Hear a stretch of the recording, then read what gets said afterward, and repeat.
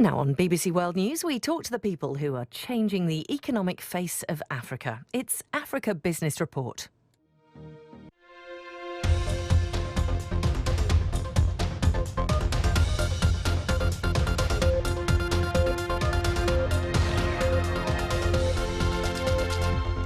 Hello and welcome to a special edition of Africa Business Report. We're coming to you from Geneva, Switzerland, which is playing host to the Africa CEO Forum. Switzerland is known for its chocolate and clocks. Geneva is renowned as a city of international diplomacy and high finance. Many of the world's rich people bring their money into Swiss banks to stash it because of the favorable confidentiality clauses. So Swiss banks have been in the news for all the wrong reasons lately. We're here to find out what needs to be done to ensure that capital flows stay in Africa as opposed to leave. The BBC's Matthew Davis has more. When the British politician George Brown referred to Swiss bankers as the gnomes of Zurich back in the 1960s, he was alluding to the creatures found in medieval fairy tales that hide huge quantities of gold underground. And it has to be said that the country's banking regime has made Switzerland a very attractive place for many people, companies and governments over the centuries. And for many, that attraction has been the confidentiality and anonymity that comes with having a Swiss bank account. But recently, more than 100,000 names were leaked from the files of HSBC Bank, nationalities and account numbers from the Swiss arm of Europe's largest bank.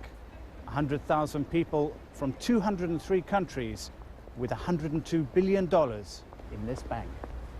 And many of these nationalities were African. There were 585 South Africans with more than $2 billion, and some of the figures in the leaked documents are truly enormous. A single client, thought to be from Eritrea, banked nearly $700 million, and the leaked documents also show African clients from countries like Chad and the Democratic Republic of Congo. But it's not illegal to have a Swiss bank account, and it's certainly unfair to say that all those who have are involved in shady deals or evading tax in their home countries. And as far as business goes, many say they need the size and sophistication of the big Swiss banks to raise funds to make deals and support projects. They claim that most African banks simply can't handle the transactions they require. And dealing in local currencies through foreign exchange controls in Africa can also be time-consuming and expensive for many large companies. So they'll often sidestep those types of issues by banking outside the continent. As such, they say money will naturally leave Africa until African countries have banking systems that rival those in places like Switzerland. That report by the BBC's Matthew Davis. On the sidelines of the Africa CEO Forum, we got together a group of investors, bankers and experts in the area of multilateral economic leadership and asked them to debate the issue, what needs to be done to ensure that financial flows stay in Africa as opposed to leave.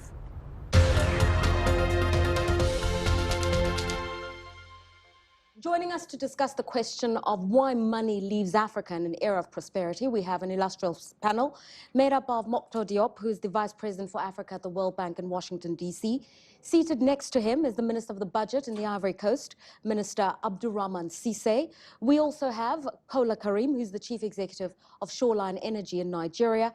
And finally, Anthony Withers, who's the Chief Executive of Mauritius Commercial Bank. Let's start with you, Mokhtar Diop. We've been urged to caution and draw a distinction between money that leaves Africa illicitly and that which goes legitimately. The point is, money is leaving the African continent. Why is that? Yeah, money is leaving the African continent for various reasons. The two main reasons are there is corruption and that it has been denounced internationally. We need to work on the supply and the demand. Means that the financial sector in Europe and other countries needs to be tougher, to be much transparent, implement all the rules that have been discussed internationally, and internally continue to strengthen the regulation on the financial sector to avoid all these. But now when we talk to the licit flow of funds, it touches to the uncertainty around our economies. Minister, Mokto Diop raises an important issue: political certainty, policy certainty. You come from a country that had an era of growth and development, then over a decade of political impasse, and now you're finding your feet again. Under those circumstances, how much money is coming to the Ivory Coast and how much money is leaving? Thank you very much for the question. As you mentioned, we went through a crisis, 10 years of crisis. Now everything is fine. Since 2011, what we've been doing is making reforms in order to make sure that money come back into the country. So if you look at FDI in Ivory Coast, for example, we think it's still low. We're currently at around 2% of GDP in terms of FDI inflow into the country. And this is something we need to increase in the years to come. So reforms are key. Political stability is key. Predictability also is key. Because if you want somebody to invest into the country, you need to make sure that the environment and the ease of doing business is secure. And that basically is what we're working on at the moment. I'm going to be a bit unfair. Kola Karim, you come from Nigeria. You're not a politician, we acknowledge that. But here is a country that is the hotspot for investment at the moment. Nigeria is notorious for the problem of corruption. What's your experience doing business there? Look, the reality of what I see is very simple. Corruption is everywhere, globally. Africa should never be singled out as a corrupt place, but now stepping back into Nigeria. Yes, there is corruption in the system, but reality is it's getting better. You know why it's getting better? Because leadership and leaders like us, this generation of business leaders, are doing business differently. You've made a lot of money in Nigeria. Your partners are in Europe. Are they comfortable keeping their money in Nigeria? They have no choice. They're looking for returns. They are comfortable. They are very comfortable. A lot, if you do the measurements, there's a lot of investment still coming into these economies. Look at the telecommunications sector. Look at the growth in return from all these companies. MTN, Airtel, they're there. More companies are looking at coming into this market. Yet there is supposedly corruption.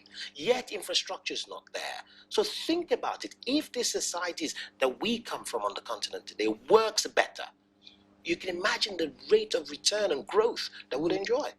Corruption is not the only issue, though, Anthony Withers. A big issue is the banking system. Many investors aren't comfortable leaving their money in Africa because the banks don't work properly. I think there's an element of truth to that, Lerato. But the basic fact of the matter is that there are only 4 countries out of the 54 African countries that have an investment grade rating from Moody's, Standard & Poor's or Fitch. They are Namibia, Botswana, South Africa and Mauritius. And that's just not enough for a continent of 54 countries. And I think that number needs to grow. So there needs to be enormous political will to get the sovereign rating of countries up from non-investment grade to investment grade, following which then it's down to the banks to get their own banks rated either at one level below or the same as the sovereign. Another issue, Minister, are the instruments at the disposal of your central banks, for instance. The control of capital inflows, foreign exchange controls. Investors often feel that they're too stringent in Africa. If you are an investor, you want to invest in a country, and the central bank tells you, if you invest, you have to keep your money for 10 years, or it's going to be really hard for you to take your money out, you're not going to invest. So being sure that you can take your money in and out as you want is key. And at our level in Ivory Coast, for example, if you have an investment and you want to take your money out, you just need to prove where the money is coming from. So either it's dividends or you made a deal. Or, as long as you show that it's licit, you can take your money out. When you're looking for capital, is the capital not freely available in Europe and the United States for investors looking for yield? It's harder to partner with fellow Africans. 15 years ago, for us to do a $50 million deal will take 15 banks to club together. Today, I've done $1 billion deals and 4 African banks have written the checks. So that's a big difference. So if you look at that capital flow, it's now flowing within Africa. That's a major shift in the push. So what you find today is it's easier as Africans to sit across the table with fellow Africans. We've just done a transaction in Tanzania with another African in Tanzania. The same we're looking at Cote d'Ivoire with fellow Africans. The reality is this is always my view. The more we as business drivers, change makers on the continent, believe firmly in the effective rate of return on our continent, the more we deploy our own capital within and around our own continent for those same return that the European fund manager, that the American fund manager is looking for, then the difference starts showing. I just want to add, we are focusing a lot on political risk, etc. But the investors also are facing the exchange rate risk. So this is so the macroeconomic policies that we will be having to make sure that when you have Naira, you can invest it in CFA, etc. How you deepen our local financial market will be critical in helping it. When I talk to my friend investors, they told me one of the reasons why we're putting money is to be able to produce arbitrage on our treasury between the exchange rate movement. And that is a huge risk that we don't underestimate. And now as the macroeconomic situation of countries improving, we see more and more confident of a Nigerian investor putting money in CFA, putting money in Kwasha, etc., etc. Things are moving very fast. There's just another question I want to ask before we close up. Resource rents has been another issue that's been raised, and that's basically when foreigners put an additional value add on the cost of their investment because they are selling and marketing African commodities abroad. And it's often said that's how money leaves the continent. It's not so much that it's being channeled through banks. It's because the Africans can't influence the price of their own resources internationally. And those who set those prices and market those resources will determine it, and they will charge a premium for it. But that is the opportunity, though. Exactly. Think about it. The biggest cocoa plantations in the world sits in Africa, yet how many chocolate factories sits on the continent? The biggest iron ore mines, we're talking about everywhere, Simandu, is on the source of Africa, yet we import building steel from China. Why are these factories not there? I see it as the opportunity for for global entrepreneurs coming to invest that capital that is looking for effective return in building sustainable businesses that will create jobs, pay taxes, and energize the economies on the continent. That is an opportunity. Yeah. But I think it's fascinating what you just said, because I was about to say exactly the same point. But in the real world, nobody builds everything in the same country. It's a value chain. And I think the challenge now is that we need to remove all the non-tariff barriers so that it makes sense to build in Nigeria one part of things. In Cote d'Ivoire, there was one, another one in Senegal, and not worry about the non-tariff barrier so that we become competitive in the value addition in our continent.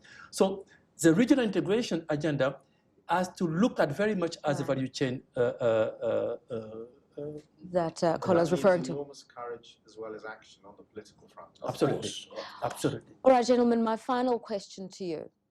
For money to stay in Africa, Anthony Withers, what needs to happen? What are the incentives that businessmen and women need to have? I think a lot of them are staring them in the face. The undoubted demographic opportunity that the average age in Africa is in the low 20s. So you have a growing consumer market, a growing middle class. You have huge discrepancy in electricity consumption. And as we all know, there's this very strong correlation between electricity consumption and economic growth. So there's a huge opportunity for living standards in Africa to rise over the coming 10, 15, 20 years or so. I think that the finance is definitely available, whether it's from within Africa or from outside Africa. I think the finance is there. What does Africa have to do? I think it just has to grasp these opportunities, and the politics needs to move along at the same pace as the entrepreneurs so that there is certainty, predictability, and these undoubted opportunities can be grasped. I think the biggest growth is around the emerging middle class on the continent. If you think about what has happened and the transformation of this continent without good roads, without adequate infrastructure, without power, and yet we've been growing above 5%. Just imagine how fast this continent will grow if we had all those things we lack today. That, for me, is the opportunity that we see on the continent. And that is why a group like ourselves, we're going door to door, country to country. We're matching on in seeing, smelling out these opportunities, in seeing how we can build and be part of that African story. Minister? For me, the most important thing is to work on bureaucracy and make sure that on the government level, things are as quicker as in the private sector, because opportunities are there. If you take Ivory Coast, for example, we're the first cashew nut producer. We manufacture less than 5%. So we see the opportunities every day. The value is there. We need to export value-added product. Opportunity is there. On the public sector, we need to create environments, less bureaucracy in order to attract investment. And finally? The same in Africa today. This is what Africa did in the 90s allowed Africa to sustain and to be resilient to the crisis 2008.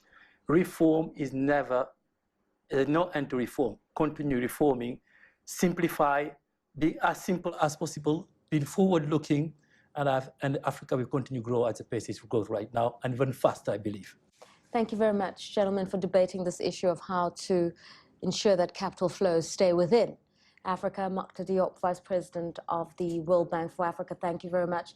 Thank you to you, Minister Abdourahmane Cissé, Minister of the Budget and the Ivory Coast. Kola Karim, CEO of Shoreline Energy, thank you for your time. And Anthony Withers, Chief Executive of Mauritius Commercial Bank, thank you for yours. Well, that's all for this special edition of Africa Business Report. Do join us again next week. From myself, Lerato Mbele, and the team here in Geneva, Switzerland, thank you for watching and goodbye.